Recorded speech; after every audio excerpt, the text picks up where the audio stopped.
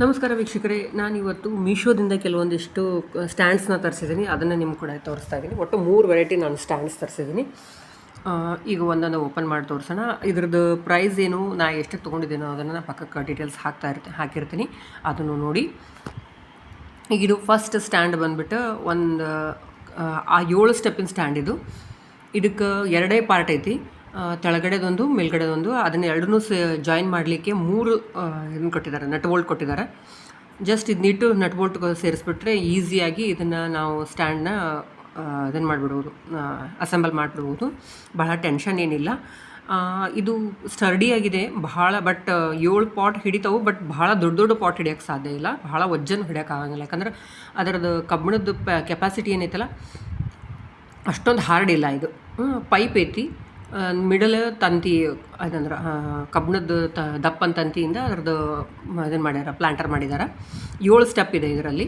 ಆದರೆ ಇದನ್ನು ನಾನು ವಾಪಸ್ ಮಾಡ್ತಾಯಿದ್ದೀನಿ. ಯಾಕಂತಂದ್ರೆ ಈಗ ನೀವು ಫುಲ್ 3 ನಟ್ ಬೋಲ್ಟ್ ಹಾಕಿದ ಮೇಲೆ ನೀವು ನೋಡುವಂತ್ರಿ, ಅದು ಸ್ವಲ್ಪ ಸೊಟ್ಟಾಗೈತಿ. ಆಮೇಲೆ ಸೀದಾ ನಿಂದ್ರವಲ್ದು. ಈಗ ಅಳ್ಳಾಡ್ತಾ ಇದೆಯಲ್ಲ, ಇವನ್ 3 ಇದನ್ನು ಸೇರಿಸಿದ ಮೇಲೂ ಕೂಡ ನಮ್ಗೆ ಅದೇ ಪ್ರಾಬ್ಲಮ್ ಬಂತು. ಹಾಗಾಗಿ ಇದನ್ನು ಒಂದು ನಾನು ವಾಪಸ್ ಕೊಡ್ತಾಯಿದ್ದೀನಿ. ಆ್ಯಕ್ಚುಲಿ ನನಗೆ ಹಿಂಗೆ ವಾಪಸ್ ಕೊಡ್ಲಿಕ್ಕೆ ಮನಸ್ಸೇ ಆಗಲ್ಲ. ಯಾಕಂತಂದ್ರೆ ಕೊರಿಯರ್ ಚಾರ್ಜಸ್ ಪಾಪ ಅವ್ರಿಗೆ ಬೀಳ್ತದೆ. ಅವಶ್ಯಕತೆ ಇದ್ದರೆ ಮಾತ್ರ ತೊಗೋಬೇಕು, ಇಲ್ಲಾಂದರೆ ಸುಮ್ಮನೆ ತರಿಸಿ ಒಂದು ಸ್ವಲ್ಪ ಸೈಜ್ ನೋಡ್ಕೊಳ್ಳೋಣ, ಹೊಳ್ಳಿ ಕಳ್ಸೋಣ ಅಂತ ಹಿಂಗೆ ಮಾಡಿದ್ರಂದರೆ ಸಪ್ಲೈಯರಿಗೆ ಭಾಳ ಪ್ರಾಬ್ಲಮ್ ಆಗ್ತೈತಿ. ಹಾಗಾಗಿ ನಾನು ಹೆಚ್ಚು ಹಂಗೆ ಕಳ್ಸೋಕ್ಕೆ ಹೋಗೋಲ್ಲ.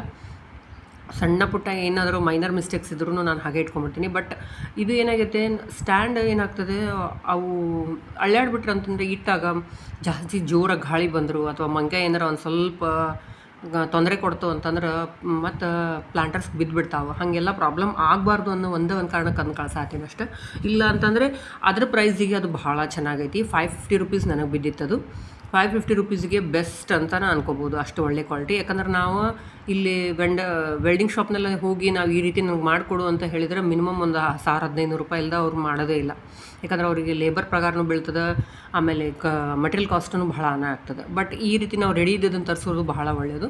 ಈಗಿದು ನಾನು ಸೆಕೆಂಡ್ ತರಿಸಿರೋದು. ನಾನೀಗೇನು ಶೂಟ್ ಮಾಡ್ತಾಯಿದ್ದೀನಲ್ಲ ಅದ್ರ ಹಿಂದ್ಗಡೆ ಒಂದು ಸ್ವಲ್ಪ ಜಾಗ ಐತೆ ನನಗೆ.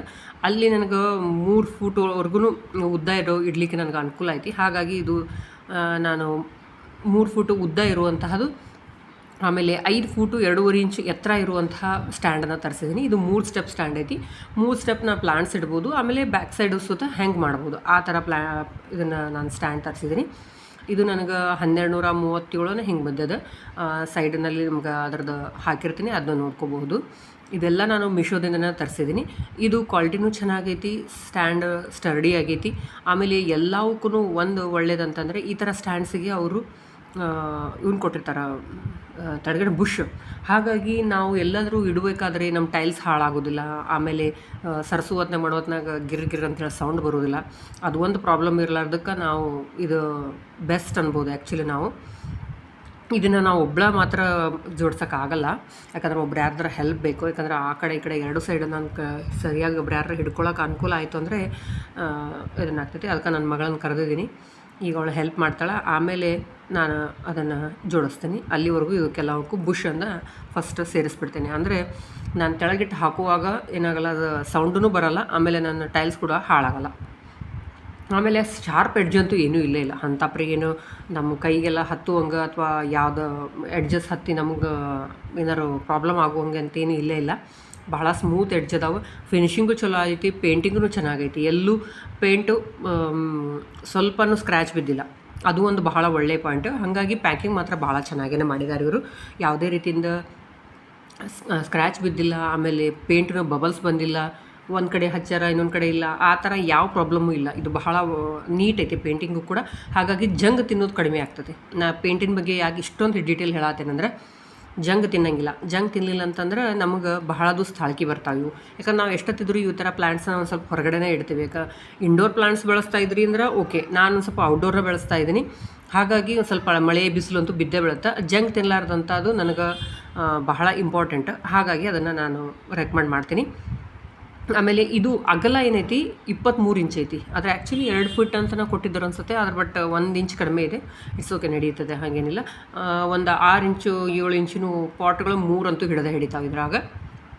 ಯಾಕಂದ್ರೆ ಮತ್ತೆ ನಾವು ಕೆಳಗಡೆ ಒಂದು ಪ್ಲೇಟ್ ಒಂದು ಇಡ್ತೀವಲ್ಲ, ಹಾಗಾಗಿ ಒಂದೊಂದು ಇಂಚ್ ಹೋಗ್ತೈತಿ. ಆಮೇಲೆ ಪೂರ್ಣ ಒಟ್ಟು ಗ್ಯಾಪ್ ಇರ್ಲಾರ್ದಂಗಂತೂ ಇಡೋಕ್ಕಾಗಲ್ಲ, ಯಾಕಂದ್ರೆ ಗಿಡಗಳು ಬೆಳೆದ ಮೇಲೆ ಒಂದು ಸ್ವಲ್ಪ ಅದಕ್ಕೆ ಬುಷಿಯಾಗಿರಬೇಕು ಅಂತಂದ್ರೆ ಒಂದು ಸ್ವಲ್ಪ ಅದ್ರ ಜಾಗ ಬೇಕು. ಹಾಗಾಗಿ ಒಂದು 6-7 ಇಂಚ್ ಪಾಟ್ಸ್ನ ಒಂದು 3 ಇಡಬಹುದು. ಇದರಲ್ಲಿ 23 ಇಂಚಿದೆ ಇದರಲ್ಲಿ, ಆ ಥರ ಇಡಬಹುದು. ಆಮೇಲೆ ಇದರ ಬ್ಯಾಕ್ ಸೈಡು ಕೂಡ ನಾವು ಪಾಟ್ಸ್ನ ಹ್ಯಾಂಗ್ ಮಾಡ್ಕೋಬೋದು, ಹಂಗೈತಿ. ಹಾಗಾಗಿ ನಾನು ಇದನ್ನು ತರಿಸಿರೋ ಮುಖ್ಯ ಕಾರಣ ಏನಂತಂದ್ರೆ, ಇದನ್ನು ಒಂದೇ ಜಾಗದಾಗ ಬಹಳಷ್ಟು ಪ್ಲಾಂಟ್ಗಳನ್ನು ಇಡ್ಬೋದು. ಇಲ್ಲ ಅಂತಂದ್ರೆ ನಾನು ನೆಲಕ್ಕಿಟ್ಟೆ ಅಂತಂದ್ರೆ ಈ 23 ಇಂಚ್ ಒಳಗೆ 2-3 ಪಾಟ್ಸ್ ಇಡಬಲ್ಲೆ, ಅದಕ್ಕಿಂತ ಹೆಚ್ಚಿಗೆ ಏನೂ ಇಡೋಕ್ಕಾಗಂಗಿಲ್ಲ ನನ್ನ ಕೈಲಿ. ಬಟ್ ಈ ಥರ ಸ್ಟ್ಯಾಂಡ್ ಇಟ್ಟಾಗ ಸಾಕಷ್ಟು ಪಾಟ್ಗಳನ್ನ ಇಡ್ಬೋದು, ಸಾಕಷ್ಟು ಸ್ಟ್ಯಾಂಡ್ಗಳನ್ನು ಇಡಬಹುದು.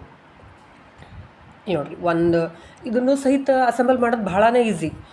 ಜಸ್ಟ್ 3 ಪಾರ್ಟ್ ಇದಾವೆ. ತೆಳಗಡೆ ಪಾರ್ಟ್ ಅಂತೂ ಅಂದ್ರೆ ನಾವು 3 ಸ್ಟೆಪ್ಪನ್ನು ಕುಂದಿರ್ಸ್ಕೋಬೇಕು, ನಟ್ ಬೋಲ್ಟ್ ಜೋಡಿಸ್ಬೇಕು. ಬಟ್ ಮೇಲಿ ಪಾರ್ಟ್ಗಳು ನಟ್ ಬೋಲ್ಟ್ ಜೋಡಿಸೋದಿಲ್ಲ, ಏನೂ ಇಲ್ಲ. ಜಸ್ಟ್ ಒಂದರಲ್ಲಿ ಒಂದು ಹಾಕಿಬಿಟ್ರೆ ರೆಡಿ ಇದು. ಯಾಕಂತಂದರೆ ಅದಕ್ಕೆ ನಟ್ ಬೋಲ್ಟ್ ಸಿಸ್ಟಮ್ ಅವ್ರು ಕೊಟ್ಟೇ ಇಲ್ಲ. ಜಸ್ಟ್ ಅದರಲ್ಲಿ ಒಂದು ದೊಡ್ಡದು ಸಣ್ಣದು ಮಾಡಿಬಿಟ್ಟಿದ್ದಾರೆ, ಅದರಲ್ಲಿ ಸೇರಿಸ್ಬಿಟ್ರೆ ಮುಗಿದು ಹೋಯಿತು. ಈಗ ಇದು ನಾನು 3ನೇ ಸ್ಟ್ಯಾಂಡ್ ತರಿಸಿದ್ದೀನಿ. ಇದು ನೆಕ್ಸ್ಟ್ ಡೇ ಬಂದಿತ್ತು. ಇದು ಇವಾಗ ಅನ್ಪ್ಯಾಕ್ ಮಾಡ್ತಾಯಿದ್ದೀನಿ ನೋಡಿರಿ. ಇದು ನನಗೆ ತೆಳಗಡೆ ಇಟ್ಟಿರೋದಕ್ಕೆ, ಯಾಕಂದ್ರೆ ನಾನು ತೆಳಗಡೆ ಇಟ್ಟಲ್ಲಿ ಏನಾಗ್ತೈತಿ, ಭಾಳ ಈ ಗಾಳಿಗೆ ನನಗೆ ಆಮೇಲೆ ಒಣಗಿರೋ ಎಲೆ ಬಿದ್ದು ಅಲ್ಲೆಲ್ಲ ಗಲೀಜು ಭಾಳ ಆಗ್ತಾಯಿತಿ. ಆಮೇಲೆ ಗ್ರೋ ಬ್ಯಾಗ್ನಲ್ಲಿ ಬೆಳೆಸಿರೋದ್ರಿಂದ, ಪಾಟ್ಸ್ನಲ್ಲಿ ಬೆಳೆಸಿದ್ರಿಂದ ತೆಳಗಡೆ ಪ್ಲೇಟ್ ಇಡ್ತೀವಿ, ಏನು ಪ್ರಾಬ್ಲಮ್ ಆಗೋಲ್ಲ. ಬಟ್ ಗ್ರೋ ಬ್ಯಾಗ್ನಲ್ಲಿ ಬೆಳೆಸಿರೋದ್ರಿಂದ ಏನಾಗ್ತದೆ, ತೆಳಗಡೆ ನೀರೆಲ್ಲ ಹೋಗಿ ಅಲ್ಲೆಲ್ಲ ಟೈಲ್ಸ್ ರೆಡ್ ಕಲರ್ ಆಗ್ತಾಯಿದೆ. ಹಂಗೆ ಆಗಬಾರ್ದು. ನಾವು ದಿನ ಅಲ್ಲಿ ಸ್ವಚ್ಛ ಮಾಡ್ಲಿಕ್ಕೆ ನಮ್ಗೆ ಈಸಿ ಆಗಬೇಕು ಅನ್ನೋ ಒಂದೇ ಕಾರಣಕ್ಕೆ ನಾನು ಈ ಥರ ತೆಳಗಡೆ ಸ್ಟ್ಯಾಂಡ್ ಪಾಟ್ಸ್ ಇಡಲಿಕ್ಕೆ, ಗ್ರೋ ಬ್ಯಾಗ್ಸ್ ಇಡಲಿಕ್ಕೆ ಸ್ಟ್ಯಾಂಡ್ ತರಿಸಿದ್ದೀನಿ. ಇವು 24 ಇಂಚಿದೆ, 24 ಇಂಚಿದೆ. ನಾನು ಒಂದು 10 ಇಂಚಿನ ಗ್ರೋ ಬ್ಯಾಗ್ಸ್ನ, ಅಂದ್ರೆ ಅಗಲ ಹೇಳ್ತಾ ಇರೋದು, ಎತ್ತರ ಅವು 12 ಇಂಚಿದೆ. ಬಟ್ ಅಗಲ 10 ಇಂಚ್ ಇರುವಂಥ 2 ಗ್ರೋ ಬ್ಯಾಗ್ಸ್ನ ಒಂದೊಂದು ಸ್ಟ್ಯಾಂಡ್ ಮೇಲೆ ಇಟ್ಟಿದ್ದೀನಿ. ವಜ್ಜನೂ ಬಹಳ ತಡ್ಕೋತಾವೆ ಇವು, ಬಹಳ ದಪ್ಪನು. ಯಾಕಂದ್ರೆ ನಾನು ಪೈಪಿನೂ ತರಿಸೀನಿ, ತಂತಿಯೂ ತರಿಸಿಲ್ಲ. ತಂತಿವು ಇದಕ್ಕಿಂತ ಚೀಪಾಗೆ ಸಿಗ್ತಾವೆ. ಬಟ್ ಇಷ್ಟೊಂದು ವಜ್ಜ ಹಿಡಿತದೋ ಇಲ್ಲೋ ಅನ್ನೋ ನಂಗೆ ಡೌಟ್ ಬಂತು. ಹಾಗಾಗಿ ನಾನು ಪೈಪಿನೂ ತರಿಸಿದ್ದೀನಿ. ಸ್ವಲ್ಪ ಸ್ಟರ್ಡಿಯಾಗಿದ್ದಾವೆ, ಬಹಳ ಚೆನ್ನಾಗಿದ್ದಾವೆ. ಆಮೇಲೆ ಎಲ್ಲ ಕಡೆ ಬುಷಸ್ ಇದ್ದಾವೆ. ಇಲ್ಲಿ ನೋಡಿರಿ, ಹಾಕ್ತಾಯಿದೆ ನೋಡಿರಿ ಎಡ್ಜಿಗೂ ಸಹಿತ. ಅಕಸ್ಮಾತ್ ಅಪ್ಪಿತಪ್ಪಿ ನಮ್ಗೆ ಏನಾದ್ರು ನಮ್ಮ ಕೈ ಹತ್ತಿತು ಅಥವಾ ಕಾಲು ಹತ್ತಿತು ಅಂತಂದ್ರೂ ನಮಗೆ ಯಾವುದೇ ರೀತಿ ತೊಂದರೆ ಆಗಲ್ಲ. ನಿಮಗೆ ಈ ಅನ್ಬಾಕ್ಸಿಂಗ್ ವಿಡಿಯೋ ಇಷ್ಟ ಆಗಿತ್ತು ಅಂತಂದರೆ ನನ್ನನ್ನು ಸಪೋರ್ಟ್ ಮಾಡಿ. ಧನ್ಯವಾದಗಳು.